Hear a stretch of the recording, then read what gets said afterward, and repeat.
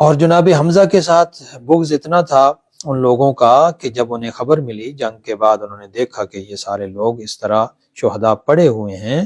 تو جیسا کہ طبقات ابن سعد نے بھی اور دوسری تاریخ کی کتابوں نے بھی لکھا ہے کہ ہند بن عتبہ آئی ہے جناب حمزہ کے جنازے پہ، اور آپ کے اس نے کان کاٹے ہیں، ناک کاٹا ہے، اور مختلف اعضاء کاٹ کر ان کا ہار بنا کر گلے میں پہنا ہے۔ اور دوسرا کام اس نے یہ کیا ہے کہ اس نے جناب حمزہ کے پیٹ کو چاک کر کے آپ کا جگر نکالا ہے، اور آپ کا جگر نکال کر اس نے چبانے کی کوشش کی ہے، وہ چبا نہیں سکی تو پھر اسے اگلنا پڑا ہے، لیکن تاریخ کی کتابیں کہتی ہیں کہ اس نے پھر بھی اس کو ساتھ اٹھا لیا۔ یہ جناب حمزہ کے جسم کے اعضاء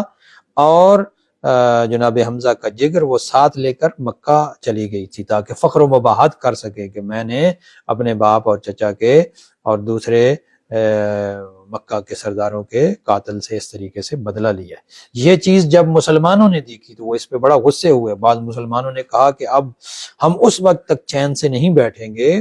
جب تک کہ 30 کافروں کو مسلح نہ کر لیں۔ مسلح کہتے ہیں اسی کو، یعنی ناک کاننا کاٹ کرنا، اعضاء کو کاٹ دینا، اسے کہتے ہیں مسلح کرنا۔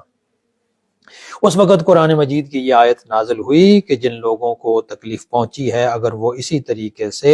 بدلہ لینا چاہیں تو بدلہ لے سکتے ہیں، لیکن اگر وہ صبر سے کام لیں اور معاف کر دیں تو یہ ان کے لیے بہتر ہے۔